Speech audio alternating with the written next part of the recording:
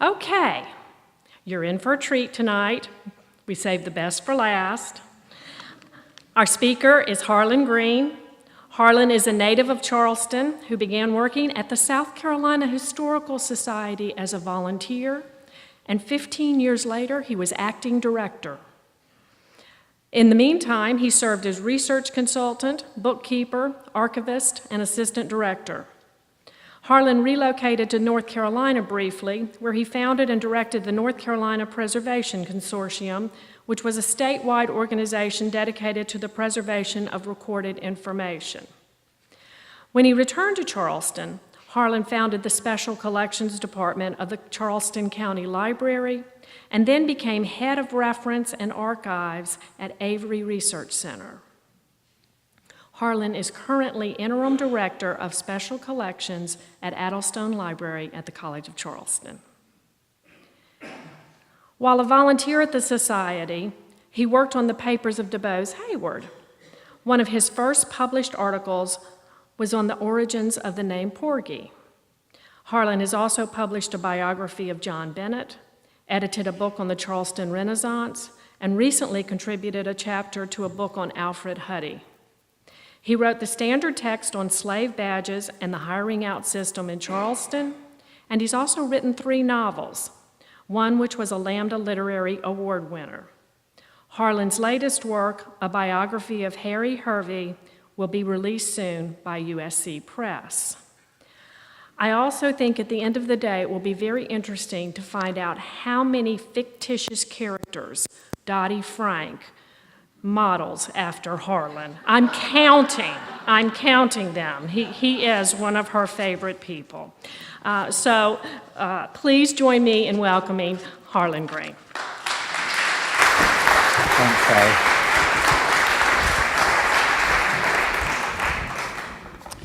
Well, what a great introduction. Hope she wasn't setting me up for failure, saying the best for last. It's a really dangerous thing to talk to Charlestonians and members of the South Carolina Historical Society about Porgy. I know a lot of y'all probably know as much about him as I do. It's like talking to Kentuckians about bourbon, or to Alaskans about snow or something. So, I mean, we all are familiar with it. What I thought I would try to do is maybe keep with the theme first and foremost, and maybe balance the things we do know with maybe some of the things that maybe aren't so well known. I really like the distinction between first and foremost because, first of all, I have to say that Porgy and Bess was not first. It is the foremost American opera. It is the most wonderful cultural event, that came out of the city of Charleston that keeps us from being remembered only as the origin of the Civil War. We did create Porgy and Bess as well. But we think that it's the first American opera. We think it's the first American opera about blacks. We think it's the first American opera to conquer Europe. And actually it's not. And I'll try to go through them really quickly. There actually were a lot of other operas, some written by whites, some were written by blacks, that talk about African Americans. It's not even the first American opera based on a novel by an aristocratic white Southerner. The Grandissimes by George Washington Cable, set in New Orleans. That was a part of that novel dealing with only the black characters, was turned into an opera by Frederick Delius. People might remember that, very sort of pastoral English composer at the beginning of the 20th century. He wrote an opera based on that. Other operas, Emperor Jones. Dubose Heyward writes the screenplay for Eugene O'Neill's version of the Emperor Jones. But the Emperor Jones is actually made into an opera as well. It does exceedingly well in Europe, and the Metropolitan Opera House tried to hide the fact, but there were black actors on the stage in the Emperor Jones before Porgy and Bess ever hit the stage at the Metropolitan Opera House. So there were others that were there before us. The way I think about that is, some people get the credit. We think of Thomas Edison. We think of Marconi with the radio. We think of Daguerre with daguerreotypes. But it seems like everybody if you actually start looking at it, in the 1920s and 30s and beforehand, a lot of people were writing black operas. Think about Gertrude Stein and Virgil Thompson, Four Saints and Three Acts, which is really about medieval Spain, but they decided to do it with black singers. So Porgy and Bess is not the first to do that, but it really is the best. It really is the foremost. It is the one that succeeded, and rightfully so. And now to go a little bit back, a lot of that, as you well know, happens in this neighborhood. We can go back to 1885, August 31st, 1885. There's a young little kid born in the city of Charleston, Edwin Dubose Heyward. His parents are Ned Heyward and Jane Screven Dubose.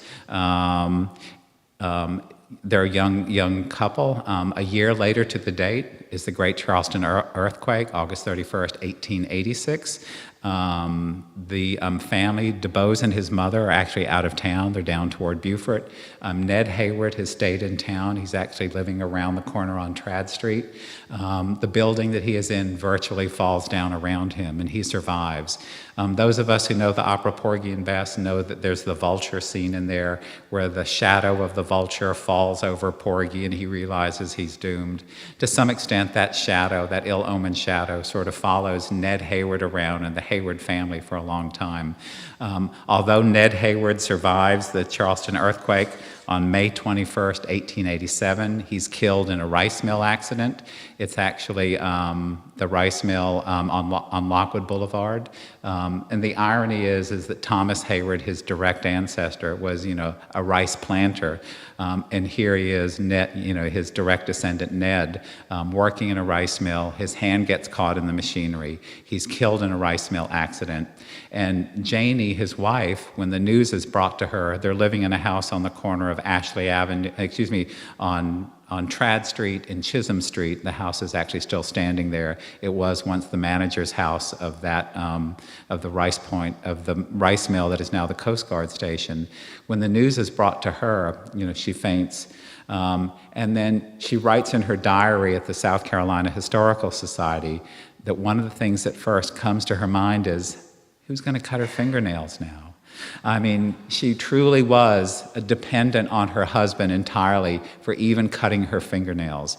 So this is the milieu that Dubose Heyward grows up in. He's also got a younger sister, Jeannie Dubose Heyward, and Mrs. Heyward tries to support the family in this genteel Victorian environment. She paints china. She rents a house on Sullivan's Island and takes in boarders. She also writes poetry for the Walker Evans and Cogswell Company. She writes little advertising poems for them, but she really cannot keep the family together. Dubose Heyward actually goes to sleep hungry some nights. In one of the poems that he eventually writes about his mother called Your Gifts, he basically says, this is what you gave me. You gave me the little shining word. So Dubose Heyward would literally be crying with hunger, and his mother would tell him stories. And he was a dreamy boy, and one of the stories is very appropriate to what we're talking about tonight. And Janie Heyward would tell that story years later in the 1920s. If you came to Charleston this time of year in March, and if you were staying at the Francis Marion Hotel, which was built right around the time of Porgy and Bess, or the novel Porgy, 1925, for a small fee, you could go sit and listen to Jane Screven Heyward give these gullah tales. And actually, she won the award for naming the Francis Marion Hotel. There was a contest who was going to name the hotel. So if you came in Charleston in the 1920s, you could pay your $1.50 or so and listen to Jane Heyward talk about a tale about a little crude wooden doll brought from Africa, a little crude wooden doll called Porgo. Apparently a very true story. Jane Screven Heyward was born in 1864. She says that the woman who raised her was a little girl named Chloe who had been brought from Africa. And if she was brought from Africa, she would have to been legally brought before 1808. She said what she brought with her, she did not have a family, but there was this crude little wooden doll named Porgo. And that's what she loved. And when 1864, when the plantation was burned, that little doll was destroyed. But Jane Screven Heyward would always talk about that all the children in the Dubose family family and in the Screven family and in the Heyward family know the story of this little doll called Porgo. So obviously this is the story that she told Heyward when he was growing up. You know, he grows up around black people. The family is so poor they actually borrow things from African American neighbors, and so then, you know, so Dubose Heyward sort of grows up bilingual, you know, being able to speak Gullah and then also being able to, you know, to speak proper English as well. Dubose. There's lots of rhymes that go with Dubose, and in this house on Sullivan's Island, everyone talks about, you know, whose beau is Dubose. He plays the courteous swain with all the young women that Janie is renting the house to and that kind of thing. He's dropped out of school at age 14.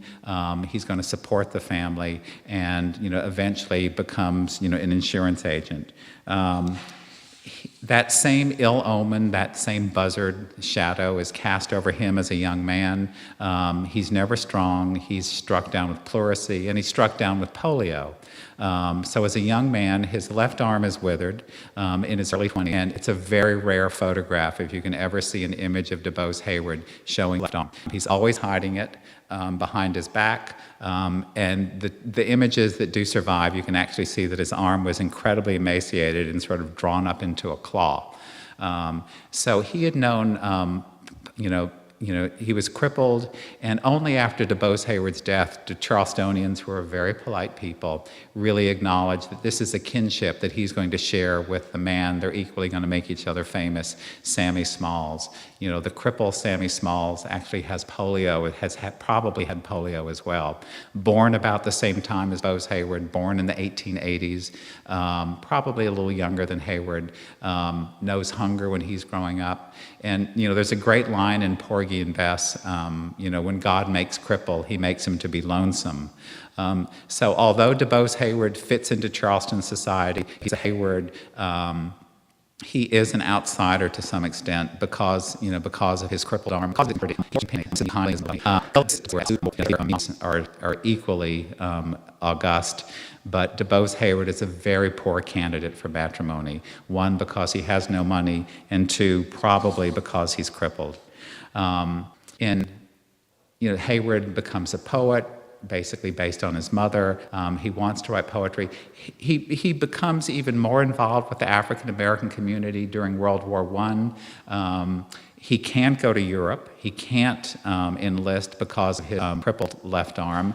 So he is mentored by a man named John Bennett, who has moved to Charleston from Ohio, who is married into the Smythe family. And they actually meet in 1905 in dinghy races at the Carolina Yacht Club. Heyward actually insures, the Bennett family household. Heyward has become an insurance agent. But during World War I, John Bennett and Dubose Heyward go around the black churches in the city of Charleston, and they try to raise money for the Liberty Loan. John Bennett is an outsider, and he's considered very sympathetic to African Americans. And actually, when there's a lot of problems, and during World War I, when the black soldiers aren't allowed to march with the white soldiers, the black community actually goes to John Bennett to be the go-between for that. So John Bennett and Dubose Heyward meet in churches, talking to black audiences, trying to raise money for the Liberty Loan campaigns. Bennett is a seasoned writer, and Bennett tells Dubose Heyward, write what you know about. Beforehand, Heyward's been writing these very Victorian poems, to my lady's eyebrow, as John Bennett says, and that kind of thing.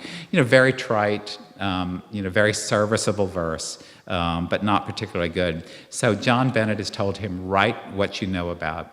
And it's interesting, the very first prose piece that Heyward publishes is about African Americans. And it's in the Reviewer magazine in the early 1920s. It's called And Once Again the Negro. And it pictures someone looking over, quote, quote, the color wall, a white person looking at his black neighbors and realizing that his black neighbors are about to be saved and civilized. And he actually feels really for them, that they're actually going to become part of the 20th century as well, too, and they're going to lose things in that process. 1924 is a pivotal year for why we're here this evening. At that point, there's an article in the newspaper about the cripple Smalls.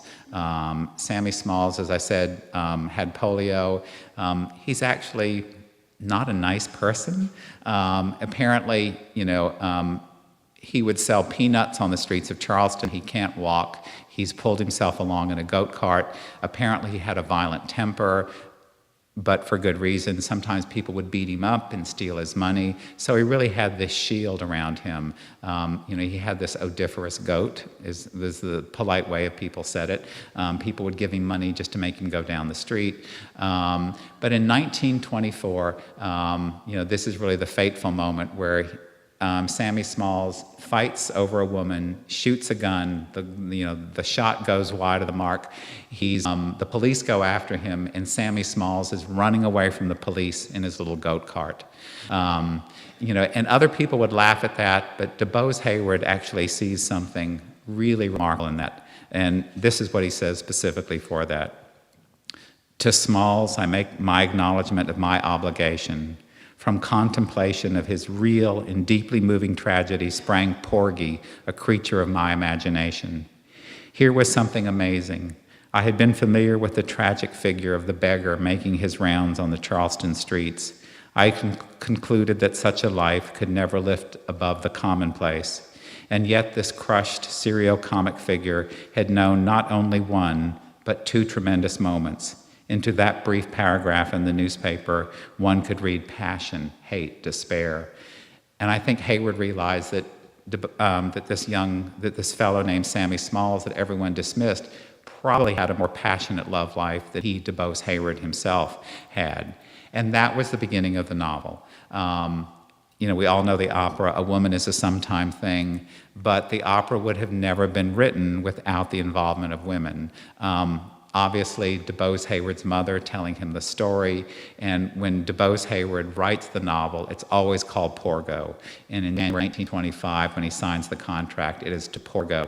And it's only at the last minute that he takes the family name Porgo that has been in his mother's family, and he changes it to Porgy to make it less sort of familiar. And he actually, he doesn't actually name the city of Charleston in the novel. It's a nameless city. He doesn't even pinpoint the time. It's sort of a mythic place and a mythic time that this story about Porgo, eventually Porgy, takes place. And that actually would lead 1930s, a rumor started in the city of Charleston that it was Dubose Heyward's mother who had written the novel, not he. And people sort of had that memory that she was always associated with a black character named Porgo.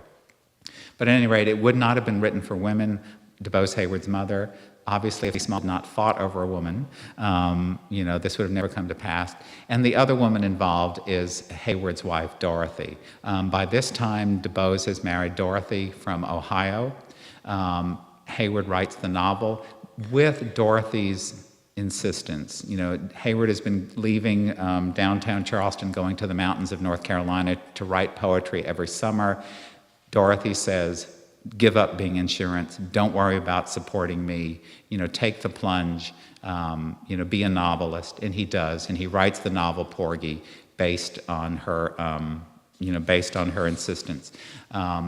Moving right along, it's published in 1925. It's very successful.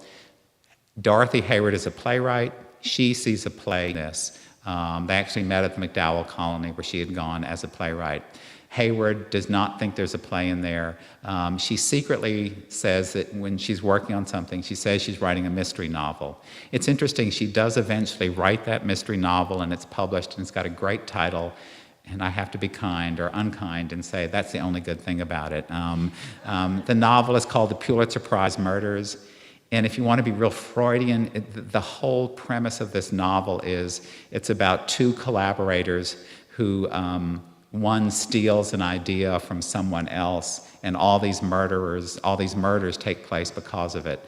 And she's actually writing this novel while eventually Gershwin and Heyward are writing the opera together. And she will spend the last 10 years of her life sort of politely saying, very politely, that maybe Ira Gershwin took credit for some things that her husband, Dubose Heyward, wrote, some of the lyrics, and she will be spending the last 10 years of her life trying to put Heyward's name back on the opera. But so she's writing this novel, which is somewhat prescient, but she tells Heyward that's what she's doing. She turns around and shows him that she has written the first draft of the play. She calls it Catfish Row, based on 8991 Church Street up the street. And it was called Cabbage Row. At the Historical Society, again, there's this incredible petition in 1922. The people in the neighborhood of around here are petitioning the city and the Board of Health to close this slum. They want it declared a common nuisance because of all the vulgarity, all the licentiousness, all the alcohol and drinking that they see going on in there. And so then actually, if you go to city council minutes, there's an extra meeting of city council in June of 1922 where they sit down and discuss what are they going to be doing about this terrible building called Cabbage Row on 89 to 91 Church Street. And they actually find that there's 65, 70 people living in that building then. It's interesting, Dubose Heyward is living at 76 Church Street, almost directly across the street from us now. He does not sign the petition. He's fine to let all that go on there. So Heyward, has placed it there, and ironically, it's the set for that they feel saves the production of the play version, Porgy. It's mounted by the Theater Guild. It's not going well. The Heywards have insisted that they only have black actors in there. It's very difficult. The director they have is Reuben Mamoulian. Reuben Mamoulian is an Armenian. He's been in the United States about 5 or 6 years. He's directed one play for the Theater Guild, and he in his memoir said when he was approached by the Theater Guild to do Porgy, he said, quote, "I said to myself, they're insane. They had agreed to let me direct only a European play, and now they've given me something which is not the least European. It's not even American. It's American Negro in Charleston. The only black man I have ever known was the bootblack at the St. James Theatre in London." So Mamoulian's got this production that he's in charge of, but it's actually sort of saved. And scholars have really studied Porgy and Bess, and they've seen that those productions that have succeeded have always been the ones where there's sort of been a collaboration between the black actors and the white producers and the white directors. And it really started first in the play version in 1927. A man named Lee Whipper. Many people in this room may know Lucille Whipper, who's very much present in Charleston. She once was a guidance counselor at Burke. She went on to serve in the state legislature. Her husband's uncle was an actor named Lee Whipper. He was actually cast in the first production of Porgy, probably the only Charlestonian in there. And he's the one that took Reuben Mamoulian up to Harlem and showed him what black life was. And when Mamoulian did something wrong, Whipper would take him aside and say, you should do it this way. And it was Lee Whipper that got Reuben Mamoulian to basically we know that there's jazz themes in the score, eventually in the score of Porgy and Bess, but the play production of Porgy was probably very much like jazz, and the fact that there was spontaneity every night, and that's what people loved about this play. It seemed to be real, it seemed to be live, it did not seem to be rehearsed, and that's what Lee Whipper sort of injected in that, against or with Mamoulian's permission. So the play, again, moving right along, the play is successful in 1927, and the one thing is that Dorothy Heyward has changed the ending of the play. In the novel, when Bess goes off to Savannah, in the novel, she only goes off to Savannah. She's lured away once Porgy's in jail. She goes off to Savannah, and she's left in the courtyard of 89 to 91 Church. He is left standing in an irony of morning sunlight. End of novel. Dorothy has the much more resonant ending of Porgy setting off in his goat cart, going off to New York, trying to find Bess. We all know it's an impossible task, but it really works. So she gives it that much more dramatic ending. And so Gershwin, we all know, reads the novel. He's actually thinking about writing an opera based on the Dubose, a medieval Jewish legend, and he drops that for for this.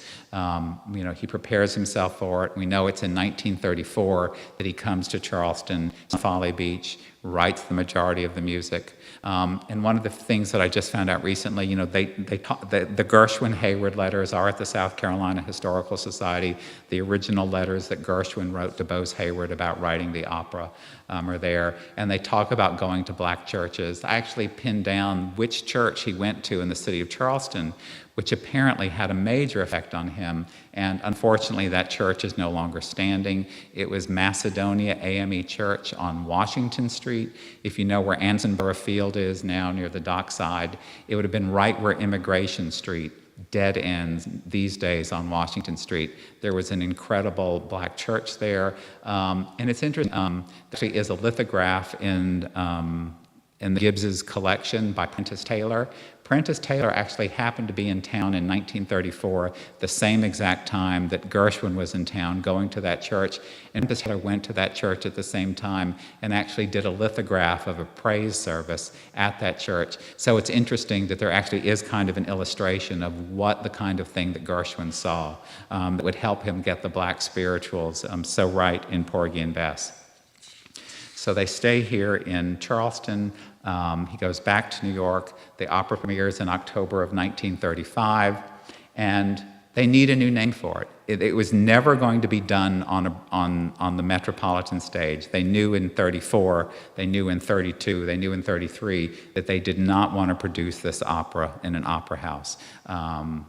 Four Saints and Three Acts had already been produced on Broadway. It had a great long run. That was an opera. The Theater Guild itself was stepping back in. They had produced the play. They were going to produce the opera. And if people saw that the Theater Guild was doing Porgy again on Broadway, everyone would think it was a revival, and they wouldn't necessarily go to see it. So they had to come up with a new name. Heyward was very modest, but Heyward did actually say that he's the one that named it. It seems logical to us now. He's the one who named it Porgy and Bess. They were searching for names, and obviously Tristan and Isolde, Romeo and Juliet, et cetera, et cetera. So Dubose Heyward is the one that said, let's name it Porgy and Bess, and Gershwin agreed and said, yes, right in the operatic tradition. So again, it premieres on Broadway. It doesn't do particularly well. People don't know what to deal with it. And I also think, too, we saw the recent movie Argo. Is it Matt Damon? The film was Best Picture. He did get nominated for director. There was a lot of the same kind of thing going on with Gershwin at the same time. People had Gershwin pegged as, musical comedy. They didn't think that and it was actually the critics that sort of savaged Porgy and Bess, not the public. So the critics didn't like the idea that here was this, popular Broadway composer, putting on airs, so to speak, no pun intended, and writing an opera. So it ran for something like 192 performances. Imagine an opera, and the opera singers, Todd Duncan and Anne Brown would do 2 performances a day sometimes, actually singing that. And the tragedy that many of y'all people know is that both both George Gershwin and Dubose Heyward die before the opera becomes successful. Gershwin dies 37, Heyward dies in 1940, and the opera cost $40,000 to mount. They each invested $5,000 in it. They lost their money. They did not recoup their initial investment. It's revived in 1942 by a woman named Carol Crawford, who actually was a director in the Theater Guild. She was part of, and she did it in a small theater in Maplewood, New Jersey. It instantly gets taken to Europe, even during the thick of World War II. You think it's good news to be banned in Boston. Imagine what it's like to be banned by the Nazis. Porgy and Bess is produced in Denmark in '43, and the song "It Ain't Necessarily So" becomes the catchword of Danish resistance when Nazi propaganda comes in on the radio proclaiming all of these victories and stuff. The Danish underground cut in on the radio station with "It Ain't Necessarily So." So a little bit of humor there, and so banned by the Nazis. Moving quickly along again. So after World War II, America's helping rebuild Europe. There are all these cultural festivals as people are trying to, again, reestablish culture in Europe. And there is a roadshow production of Porgy and Bess, the Breen Davis production. And actually, the United States actually will underwrite it for some of its performances to send it to places like Vienna, etc., for it to be enrolled in these cultural events. Like the United States will produce something, Germany will send something. So the State Department gets into the business of periodically sending Porgy and Bess on the road as a goodwill ambassador. Sometimes it's a private production, sometimes the State Department is underwriting it. And as the road show, it integrates Washington, D.C. It's the first opera that allows for the breaking of segregation in the theaters in Washington. The operas in Europe for 3 or 4 years, think about road shows of, Cats or something like that, where it really goes all over the world. This opera production goes all over the world, sparking the careers of people like Maya Angelou and a number of people like that. When it does play in Washington, the Russian ambassador sees it. And the Russian ambassador are saying, well, we should send this to Russia. And it actually becomes a debate between will Porgy and Bess go to Russia. And the issue is that the Americans are scared that they're going to use the song I Got Plenty Nothing. The Russians will use that as propaganda to prove that American blacks really don't have a lot of material possessions, and they'll use this as propaganda. While the Russians, so America's hesitant to send it. Russia's hesitant to act for it. They actually want the Russian people heard up, or they want the Russians are there to act for it in the fear that Washington will say no. So there's sort of impasse. The interesting thing is that it breaks all its card rules and engages in free enterprise. The Russian state actually underwrites the production of Porgy and Bess to bring to Russia in 1956. So opens in Leningrad the December 1986. There's not a lot of American flags in Russia, so they have to big one up quickly. It's only got like 45 stars on it, so they have to sew some more stars on it. But in Van Cliburn's recent death, we've talked about Van Cliburn really softening up the Cold War, art. But actually, Porgy and Bess did 2 years in advance of that, because this is the first American production on there. And not what Cliburn did, but Van Cliburn went to Russia and played Tchaikovsky, and won an award. Whereas this was a totally American production, all American actors going there, displaying American life. And because it toured Russia, many more Russians saw Porgy and Bess than Russians that saw Van Cliburn. So it's my contention that the opera even had international implications in what it did with the Cold War. Someone should write a book about it, and ostensibly someone did write a book about it, Truman Capote's The Muses Are Heard. But it ran as 2 pieces in the New Yorker, and then it was published in book form. But I'm sure you're not surprised that any book Truman Capote wrote was more about Truman Capote, than about Porgy and Bess. He really makes fun of Lenore Gershwin and all her furs. If you read it, it's a very arch thing, and he worms his way into the confidence of some of the cast members, so they'll tell him things so he can do that. And whether this is a first we want to claim for Porgy and Bess or not, the interesting thing is that a few years after Porgy and Bess, Truman Capote goes off to Kansas. He's very interested in the Clutter family murders. Many years later, In Cold Blood is produced as the quote, first nonfiction novel. And now, and actually very recently with releasing of some papers, we realize that Truman Capote kind of played fast and loose with some of the facts, and he inserted himself in the drama. He inserted himself in with the murderers. He inserted himself with the police inspectors. So he actually got a job for the police inspector's wife. So Truman Capote sort of inserted himself into the story in Cold Blood. And in 1989, the first article comes out in the New Yorker saying that this actually started with The Muses Are Heard. So this whole development of Truman Capote and creating this whole new genre is really traced back again to Truman Capote being the journalist, going with Porgy and Bess troupe to Russia and beginning of this genre there. So whether we want to claim that as first or foremost is not, I'll leave it to y'all.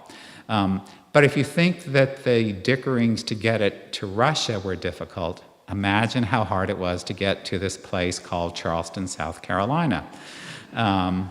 So in 1956, Porgy and Bess plays in Moscow and in Leningrad. at that point, it has not played in the city of Charleston. In 1954, there was a planned production of the play version of Porgy here in County Hall. They were going to integrate the audience. The way they were going to integrate the audience is that County Halls had an aisle down the center, very much like this church, blacks on one side, whites on the other. And the thing is, the local NAACP had agreed to that. Everything was fine until Jet magazine got wind of what the local NAACP had agreed to. And there was an article in Jet magazine castigating the local NAACP for allowing this to happen. And so then that's when the production was called off. There was the chance that Charlestonians could see the film version in 1959. Samuel Goldwyn bought the film, and it's not a particularly good film. And again, it really goes with the thing, as I said, scholars have investigated that those productions of Porgy and Bess that have been successful have been those ones where there's been a collaboration between the black actors and actresses and the white directors, et cetera. And Otto Preminger, for some reason, ended up being the director. Reuben Mamoulian was fired. And Lee Whipper, again, who had been in the production of Porgy and the production of Porgy and Bess, was fired from the film version of Porgy and Bess as well. So the film version was released in 1959. Again, the civil rights unrest, there were segregated theaters in the South, so there was getting to be too much of a hot-button issue, so the film was withdrawn from the South. So it did not play Southern theaters. The first time that Charlestonians, unless they went somewhere else, got to see Porgy and Bess was it was aired one time in 1967 on ABC television. That was the one time that that film was actually shown. It can no longer be shown these days because the Gershwin family only gave the rights for 15 years. They did not like the film version. So to see the film version, you actually have to go to the Library of Congress or buy a pirated version on eBay or something like that. So that film version has been retired. And many of us know it's not until 1970 that Porgy and Bess actually plays in the city of Charleston. In 1969, many of us remember too, the hospital workers' strike. The city was very tense. A lot of civil unrest here, martial law, et cetera. And it's interesting, and in 1970, when the city and the state wanted to celebrate its 300th anniversary, that it chose the vehicle for Porgy and Bess. And that, many of us remember that production. It really was a marvelous production. And that really did, and again, I sound like a Pollyanna saying that art can really impact life, but we can see that it actually maybe helped soften up the Cold War. It actually did something similar in the city of Charleston, that the opera Porgy and Bess sort of started to healing the old wounds of black and white coming together and producing the opera, and and actually for the rest of the world. I think Harry Reasoner came down from 60 Minutes and covered it, for television. We know in 1976 is the next big year, the American Bicentennial. The Met wanted to do it in 76, and actually, people don't realize too that the Met actually wanted to do Porgy and Bess in the 1950s, and they had actually broken their own rule. They were going to allow that road company version, the Breen Davis production, to be on the Metropolitan stage, but they were already booked in Europe, and they were going to make more money in Europe than they would have in the Metropolitan Opera House. So the Met lost its opportunity to stage Porgy and Bess in the 50s. It lost the opportunity to stage Porgy and Bess again in 1976 because the Houston Opera Company beat them to it as well. And in 1976, there was the first recording of the entire opera. It won a Grammy Award. And in 1977, the Houston production of the Porgy and Bess won a Grammy Award as well. So again, it being maybe one of the few operas that won the Grammy twice in a row. And actually back in 1959, the musical score of Porgy and Bess won an Academy Award for Andre Previn, and the film won the Golden Globe for the best musical of the year in 1959. And it's interesting, it's so odd that the musical score for the film version of Porgy and Bess, the actor in the film is,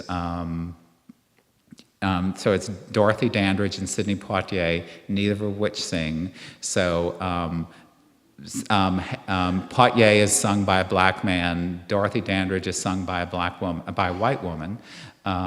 There's also Pearl Bailey, who sings her own voice, and Sammy Davis Jr., who sings his own voice. But Sammy Davis Jr. was signed to a different record company, so if you have that soundtrack of the film version, it's Cab Calloway singing, Sammy Davis Jr.'s.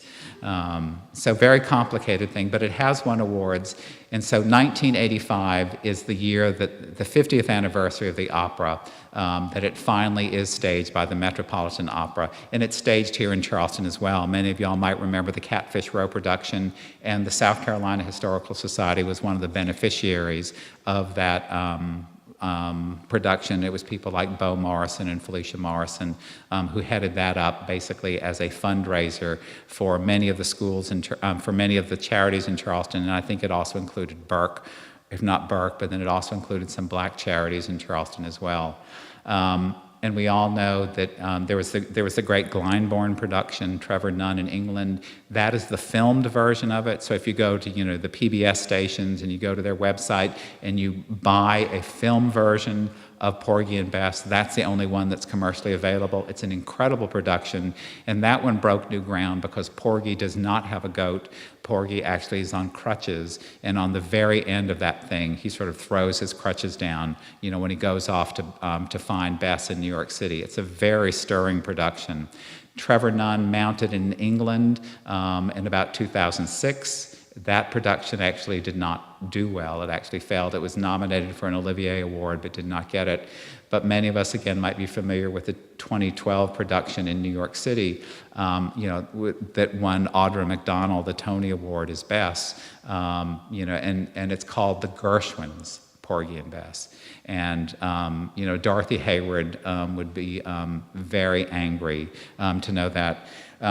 But what I'll do is I'll start to close my talk with maybe a little bit more on Dorothy Heyward and following her. When Dorothy Heyward, like I said, she was instrumental in making her husband write the novel. She was instrumental in making it into a play, and it's the opera is based on the play, not on the novel.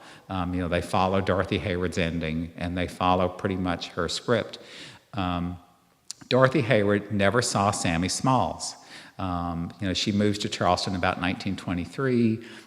Everyone says that Sammy Smalls died in 1924, even his tombstone. But I've got at least one eyewitness account saying that Sammy Smalls is alive and well and grown obesely fat and very successful running a little dive on Upper King Street. And Eugene Frazier, who wrote about the black families of James Island, where Sammy Smalls is buried, says he's also found out as well, too, that the tombstone is wrong, that Sammy Smalls did live beyond 1924. But Dorothy Heyward never found him. She went looking for him. I guess she didn't go up Upper King Street, and not as Tony as it is now. So she went looking for Sammy Smalls, and people said, oh, he's down the street, he's around the corner, he was here yesterday, he'll be back tomorrow. She never finds him. So Dorothy Heyward realizes at some point it's not important. It's not important. He sort of made that transcendence. He's gone from the real world to become an immortal character in art. So she's not concerned that he ever really existed. And to some extent, I think maybe we can use that same metaphor for the opera Porgy and Bess. It is not the Gershwins' Porgy and Bess. It's not the Heywards' Porgy and Bess. It's not Leontine Price's Porgy and Bess. It's sort of the way, saying that, Romeo and Juliet is Shakespeare's, or, Tristan and Isolde is Wagner's. These have become creations of world art. They've sort of outgrown their creators and sort of crossed time. And so I'll end on the final note with the way that Porgy and Bess itself ends. It ends with, good old Sammy Smalls, Porgy, in his little goat cart, ready to go off, to achieve impossible goals. And he keeps saying, I'm on my way. I'm on my way. And you know what? We have no idea where Porgy and Bess is going to go next. Thank you all for listening.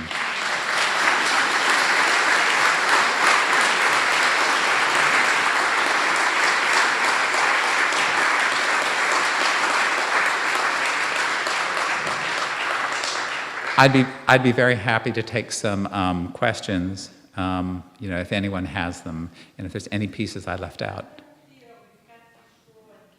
Right. It very much had the reputation, everyone knew it as Cabbage Row.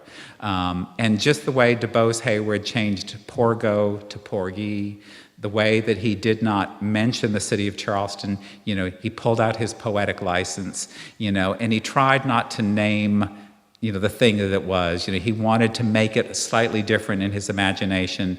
So, obviously catfish, cabbage, very close connection. So, so to sort of cover his tracks and not make it a real thing, so people couldn't call him for it.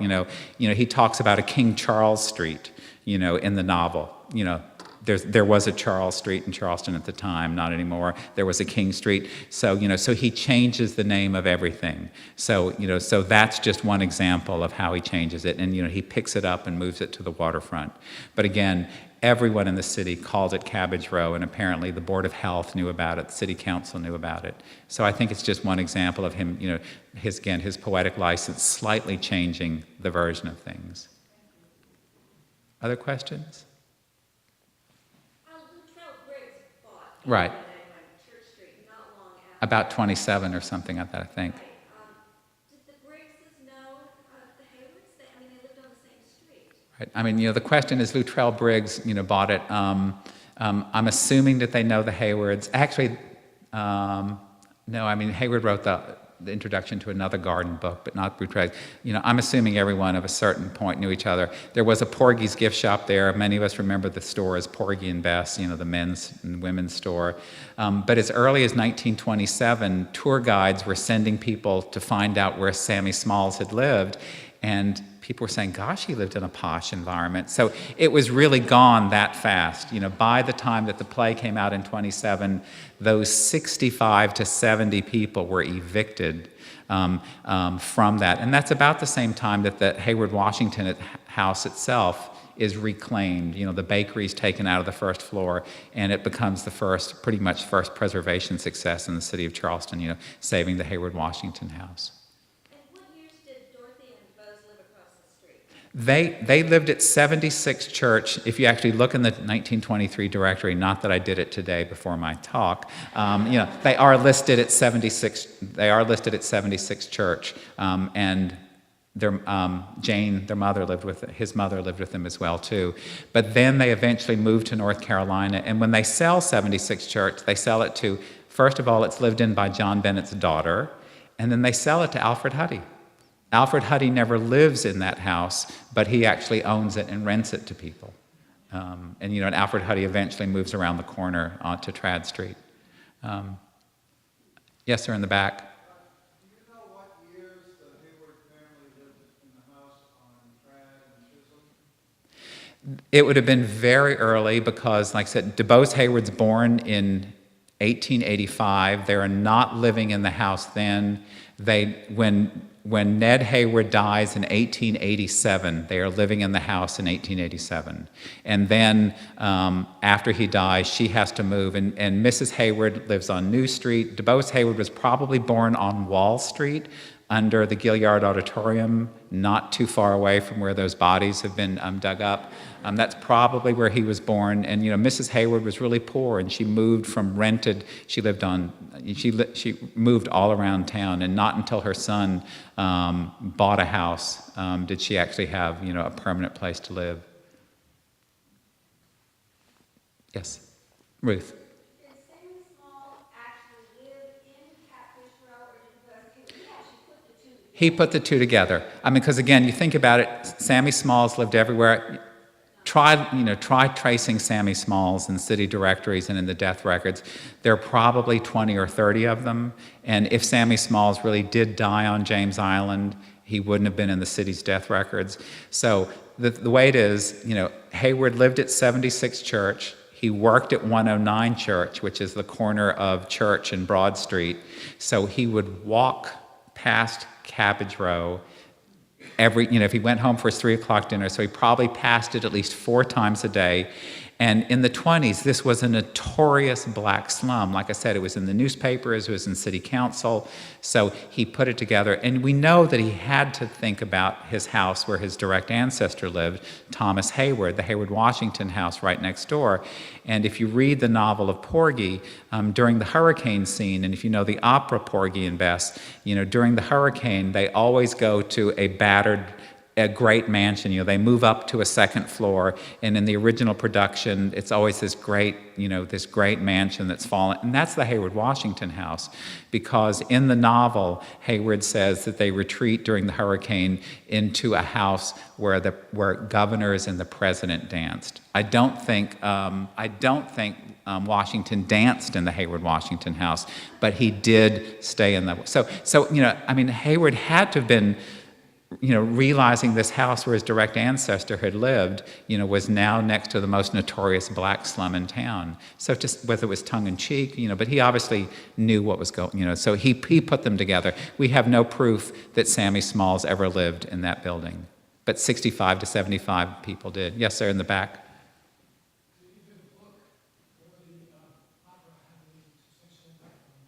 Does the book or the opera have substantial what? Yeah, the question was, did the book or the opera have impact on social issues in the North or the South? The NAACP, Mary White Ovington, The Crisis, gave that book an incredibly good review. Heyward was periodically mistaken for a black man, which must have been ironic. So, later on, almost the negative thing happened in, Harold Crews, and I'm glad I wrote this down, in The Crisis of the Black Intellectual, says Porgy and Bess is the most contradictory cultural symbol ever created in the Western world.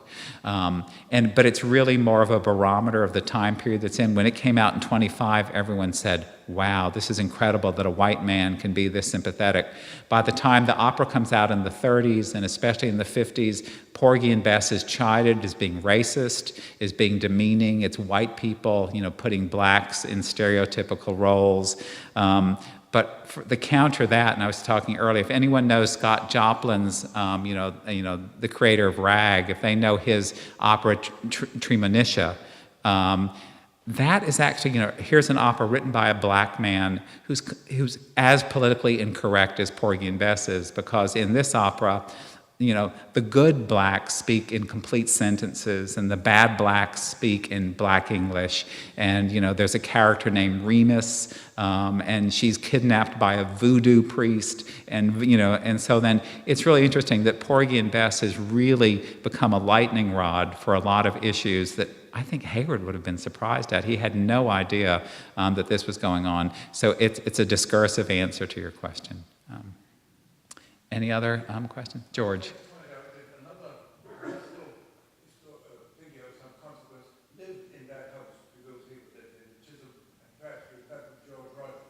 Right. George Rogers, who was the dean of South Carolina historians, and his father, who was the head of Charleston County Schools. Actually, you're right, he did. He grew up in that house. You're absolutely right. George Rogers, past president of the South Carolina Historical Society. Walter.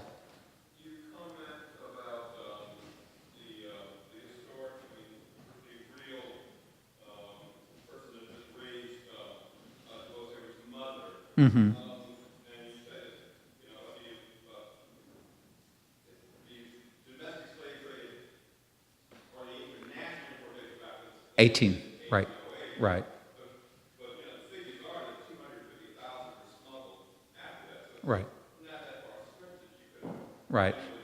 Right, and I think, I said if she was, so Janie Screven's born in 1864, and if Chloe, the woman who raised her, was brought in, if she was brought in legally, she was brought in before 1808, but I've not been able to trace her to see, actually when she came in. But I think there's some great, wonderful irony and justice there too. This cultural symbol actually goes back to a crude African doll that is not, something made up out of whole cloth. It's not a totally invention of a white man's mind, but so again, I think it shows the collaborative nature of Porgy and Bess, from the very beginning.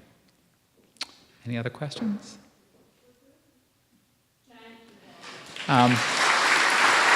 Thank you. Do you want me to say it?